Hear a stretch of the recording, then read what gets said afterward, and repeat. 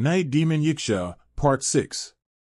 We managed to catch a few hours of sleep, and by 6 in the morning, even before the sun had risen, we heard someone calling from the front yard.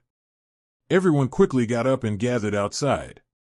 Thay Nam was already standing there, firmly giving us instructions, one by one. Now I will list the important items we need to prepare. You all divide the tasks among yourselves and regroup here by 3 p.m. sharp. Understood? Yes, sir. You'll need to find me 2 black chickens, 4 strands of thorn vine, 1 willow branch, a hollow bamboo tube, and a bucket of jet black dog blood. Remember, it has to be from a purebred jet black dog, no mixes allowed. Also, we need a 1-meter iron mesh. As for you, Dyung, you must find yourself a suit and a beautiful wedding dress. The reason will be explained later. Now go, quickly gather everything. We scrambled to carry out Thay Nam's instructions. Once home, I told Long to go to the back garden to cut down some bamboo and collect thorn vine. The willow branch was already in our front yard. I sent Phuong to the upper hamlet to buy the chickens and iron mesh. Dyung's task was simple: head to the tailor shop nearby and pick out the outfit Thay Nam requested. The hardest task was finding the black dog. Our village didn't have any purebred jet black dogs, so Han and I quickly went to visit old Bei Rao in the neighboring commune. He's known for selling dogs. He had a big purebred black dog he'd raised for nearly 2 years. At first, he didn't want to sell it, but after we begged and offered a generous price, he finally agreed. With everything gathered, we made it back to Thay Nam's house on time. He had already set up the altar and was dressed in ceremonial robes. He handed me the chicken while Long held the knife, tasked with slitting its throat so the blood could be collected in a bowl. His hands trembled, and in one clumsy slash, he cut off the entire chicken's head. Blood splattered everywhere. Once we had the chicken blood, Thay Nam picked up a rabbit hair brush, chanted a few mantras, dipped the brush in the blood, and quickly scribbled on gold and silver paper with jagged, ancient-looking characters. I assumed they were Chunam. When he was done, he called Dyung over, measured the iron mesh against his body, and cut it into a shirt-like shape. He sprinkled dog blood over the mesh shirt, then used 3 incense sticks to write symbols in the air, his eyes closed, murmuring spells. When finished, he called us over. Tonight is extremely important. Whether or not we catch the evil spirit depends entirely on you. What do you mean? Han asked, puzzled. I'll explain everything in detail now. Tonight, I'll set up a ritual here. If the demon suspects I'm trying to trap it, it won't show up. So, Dyung, the most important task falls on you. You must lure the ghost here. Once it arrives, I'll take care of the rest. It won't be able to escape. Dyung turned pale with fear. He stammered, me? But how do I lure it? What if it realizes I'm tricking it and kills me? Don't worry. I've prepared a charm-protected mesh shirt for you. Wear it under your suit. This will stop the spirit from possessing you. Take the wedding dress and 3 red cloth-wrapped incense sticks. Go to her grave at the cemetery, kneel before it, and read her full name and birth date aloud. She'll appear before you. Whatever happens, no matter what you see or hear, do not run. That would be very dangerous. When she appears, ask her to be your wife and tell her to follow you. If she agrees, lead her across the lotus pond to me. And if she doesn't agree? She chose you. She will. But if something goes wrong, use the talisman I placed in your suit pocket, press it against her temple and run. But I'm still really scared, Thay. You must not be afraid. Fear weakens your energy, and spirits will take advantage of that. Besides, Long and Han will go with you to support you. My disciple and Phuong will stay to assist me. No way, I protested. Han is a girl, she won't be able to handle things if something happens. Let me go with Long. No, I need 1 male and 1 female to stay here and act as guardians during the ritual. Then let me go with Han. Long can stay and help you. Long looked like he'd struck gold. Grinning from ear to ear, he said, "That's the best thing you've said all day." Thaynam thought for a moment and said, "Fine. But you two must be very careful. Your task is just as important. After Dune lures the ghost away, go to her grave and wait about 30 minutes. That's when Dune should have led her here. At that point, use a chisel to carve a hole in the middle of her grave. Drive the hollow bamboo into the hole and pour in the dog's blood. Then quickly return to assist me." "Why are we doing that?" Han asked. "The blood will weaken her bones, making it easier to subdue her." "I understand. Take these 2 talismans as well." By the time the preparations were done, dusk had fallen. We were about to leave, but Thaynam said we had to wait until midnight. So we sat and waited. Meanwhile, he set up the formation, instructing us to place 7 large lanterns in specific spots around the house, connecting them with red thread. He said he had just finished arranging a celestial spiritual formation. Then he told Long and Fuang to go inside and change into ceremonial outfits. The rest of us waited outside. When the 2 of them stepped out, the 3 of us burst into laughter, falling onto the chairs with tears in our eyes. Their robes looked just like traditional opera costumes worn during temple festivals. Their faces were painted with bizarre patterns and colors. Thank goodness I switched places, otherwise, I'd be the one looking ridiculous. Seeing us laugh, Long's face turned red with embarrassment. Fuang stomped in frustration. "Thaynam, don't you have anything better looking?" He chuckled. "These are old ceremonial robes, spirits fear them. There's no other set." Then he turned to me, "Don't laugh. Someday, as my disciple, you'll get to wear them too." I shook my head vigorously. Finally, midnight arrived. Han, Dune, and I set out. We moved quietly under the cover of darkness. At this hour, the whole village was asleep. The road to the cemetery was deserted and eerily silent. Occasionally, a stray dog or cat darted across the path, chasing shadows. Dune looked tense. Despite the chilly night air, sweat was pouring down his forehead, soaking his collar. "You think something's going to happen to me?" he whispered nervously. "I'm scared, man." I patted his shoulder and said, "I won't let anything happen to my friend. I'll always be right behind you, so don't worry." He nodded, and we pressed on. Eventually, we reached the cemetery. I led everyone to hide behind a tree and then turned to Dune. "All right, stick to the plan. Han and I will stay here. You go to her grave and lure her out." Dune swallowed hard, then with trembling legs, he stepped toward the grave. He crept forward, step by step, through the silent night. The half-moon cast his long shadow across the ground. A breeze picked up, stirring dust into the air, blurring the moonlight. At the grave, he knelt down, just as instructed. His hands shaking, he lit the incense and stared at the inscription on the gravestone, then stammered aloud. "Spirit. Hong Tien. Born in 1950. If your heart is open, join with me in fate. Let Yin and Yang unite. Let our worlds entwine. Joy shared in this realm. Peace within mountain winds. If your heart is willing, reveal yourself now." Even though I was standing far away, since I was downwind, I could still clearly hear Dune's incantation. That struck me as odd, and I thought to myself, Master only told him to recite her name, birth date, and time. Why is this guy chanting a whole poem to summon the spirit? He's taking this way too seriously. I didn't think much more of it and continued observing the situation. After he repeated the chant a few times, the wind suddenly picked up. The grass and leaves swirled violently, and the 3 incense sticks burst into a bright flame. Dune was terrified, but remembering Master Nam's instructions, he tried to stay seated and steady. A while later, from the grave slowly rose a ghostly female spirit, her face pale white, her mouth filled with jagged, pitch-black teeth that looked terrifying. A deep slash mark stretched across her neck. When the ghost appeared, Han almost screamed. Luckily, I covered her mouth in time. The strong wind howled, and suddenly the ghost let out a deafening roar. Then, just like that, everything went dead silent. Deung had closed his eyes tightly at some point without even realizing. When things calmed down, he slowly opened his eyes and looked up. The female ghost was gone, and in her place was a beautiful young woman in a flowing red dress, gliding around the grave.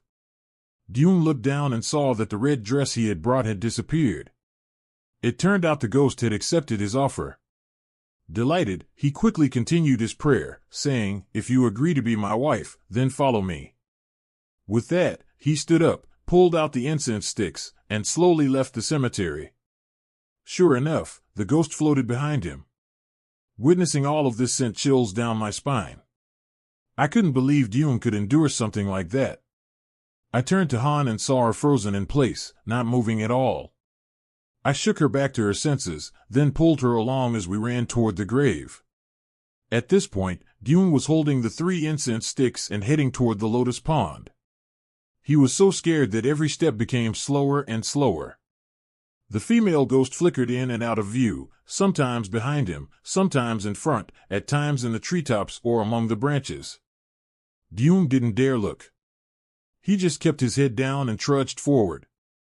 Suddenly, he bumped into something and fell to the ground. Looking up, he saw it was 2 Ek and Sao Gai, 2 village drunkards, staggering home. Sao Gai, clearly drunk and irritated, stumbled over and grabbed Deung by the collar, shouting, "Are you blind or what? Can't you see where you're going? You made us fall and get hurt. Now cough up 100,000 dong for medicine, or I'll beat the crap out of you." As soon as he raised his fist to intimidate Deung, in the blink of an eye, Sao Gai was sent flying into a nearby bamboo thicket and passed out cold, oblivious to the world. 2 Ek, terrified, bolted and disappeared. Deung had no idea what had just happened. Fearing he was behind schedule, he quickly continued on his way.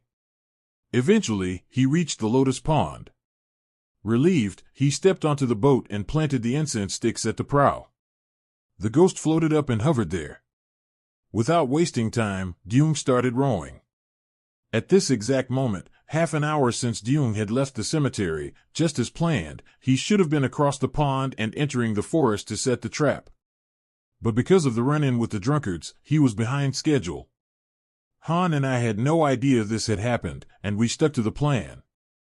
When the time came, I grabbed the sledgehammer and struck the grave a dozen times until it cracked open with a large hole. Then I drove a bamboo tube deep into it. Thump! The sound told me it was deep enough. I urged Han to pour Black Dog's blood into the bamboo. At the very same time, Deung's boat had just gotten a few meters off the bank. The ghost, now affected by the dog's blood, began to scream in agony, reverting to her monstrous form. Her shrieks pierced the night, causing violent gusts of wind, trees to bend, and waves to ripple across the pond. Deung's boat rocked wildly. The ghost, realizing she had been tricked, flew straight at Deung, trying to possess him, but was repelled by the charm-imbued knitted shirt he wore under his clothes. Although he wasn't possessed, the force knocked Deung out of the boat and into the pond. The female ghost shrieked again and disappeared into the night, heading straight back to the cemetery, right where Han and I were pouring dog's blood over her bones. We had only emptied half the container when Han suddenly stopped. I looked up, about to urge her to hurry, when I saw her mouth agape, her trembling hand pointing behind me. Feeling a dreadful omen, I slowly turned around, and there she was. The ghost stood right behind me, her long hair floating in the wind, her pale face twisted in fury. She bared her teeth and let out a blood-curdling scream. With one swipe, she sent me flying across the graveyard, crashing into a concrete tomb. The impact knocked the wind out of me, and I coughed up blood. She then turned to Han and grabbed her throat, squeezing hard.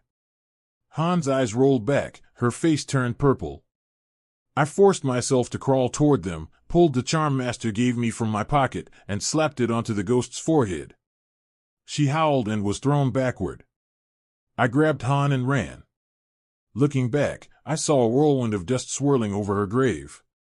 The bamboo tube began to rise slowly and was ejected from the tomb. I didn't dare look anymore, just ran for my life. When we reached the edge of the pond, there was no sign of Deung, only the boat drifting by the bank. My heart sank, fearing something had happened to him. Han and I jumped into the boat and rowed a few strokes when, bam, something shot up from the depths and grabbed the side of the boat, nearly capsizing us. I braced myself and looked closely. It was Deung. Overjoyed, we pulled him on board. He was coughing violently, having swallowed a lot of water. After a while, he regained consciousness, and I asked, "What happened to you?" He caught his breath and replied, "When I was thrown into the pond, I held my breath and didn't dare surface. After a while, I looked up and didn't see the ghost, so I clung to the boat to rest. Just as I was about to climb in, a freezing cold hand grabbed my leg and yanked me underwater. It dragged me to the bottom. I struggled, but it was useless. Its hand was as slippery as an eel. I couldn't get free. I nearly passed out from holding my breath. Then I remembered the charm Master Nam gave me in my shirt pocket. I slapped it onto the hand, and it let go. That's how I survived." "Probably Amada," Han added. "Let's get out of here," I urged. "Wait, one more thing. That chant you recited earlier, where did it come from?" "I made it up," he said. "I figured if I sounded more sincere, the ghost would show up faster." "You're seriously messed up, man." I said that while paddling fast toward the other shore. As we reached land, we could hear the trees in the distance rustling violently.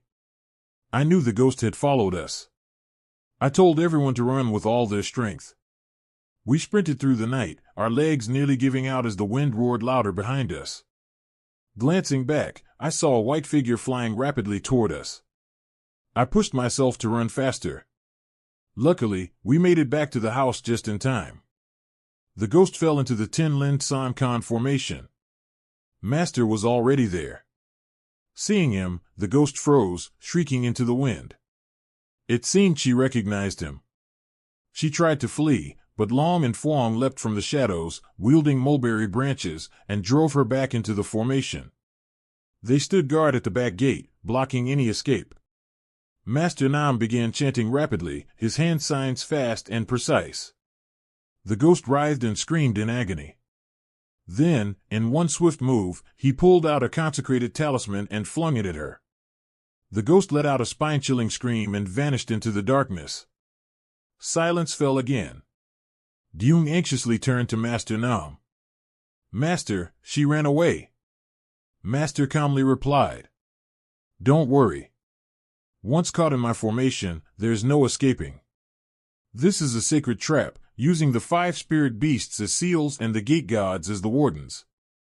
The 5 beasts, Golden Kirin in the west, White Tiger in the east, Black Tortoise in the south, Vermilion Bird in the north, and Azure Dragon at the center, are copper statues passed down from our ancestral master. The gate gods are the 2 deities of reward and punishment, manifested through Long and Fuang to guard the rear entrance. That ghost didn't escape, she's merely hiding somewhere in those bushes, waiting for a chance to slip away." "How do we catch her, Master?" I asked. Master Nam smiled and turned to me. "Now it's time for you to show me if you have what it takes to be my disciple." "What do you mean?" He didn't answer. Instead, he told Han to fetch a jar of rice. He broke off a willow branch, stuck it in the jar, and buried a charm at the bottom. Then he looked at me. "Take this jar." I did as told, still confused. "This is how you'll find her. Walk into the formation with the jar. Follow the direction the willow points. When you're close, the rice will leap out on its own. That's when you strike the spot with the willow branch. The ghost will reveal herself." Even though I'd always considered myself brave, after everything I'd just seen, I couldn't help but feel nervous. This was the first time I'd ever had to confront something that science denied, something I never believed in. Yet now I had to do the opposite of everything I'd ever thought. I hesitated for a few seconds, then stepped into the formation. The air was suffocating. I glanced at Long, normally a coward. Today he stood like a guardian, eyes unmoving, one hand holding a mulberry branch above his head, the other forming a seal, looking solemn. Fuang was the same.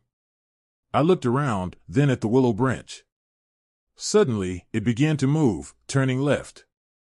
I looked up and saw a large bamboo thicket. I slowly approached. The closer I got, the louder the creaking of the bamboo rubbing together. The willow in my hand trembled slightly, and the rice began to ripple. Cold sweat ran down my back. I held my breath, raised the willow, and struck the bamboo with all my might. Suddenly, a piercing scream tore through the night. The bamboo thrashed wildly. A large bamboo branch bent down and whipped me, sending me flying. The jar shattered, rice spilling everywhere. My hand hit a sharp rock, leaving a long scrape. Before I could even react, a white figure lunged out of the bamboo. Terrified, I raised my arm to shield myself. Then another scream echoed. I slowly opened my eyes and saw. To be continued.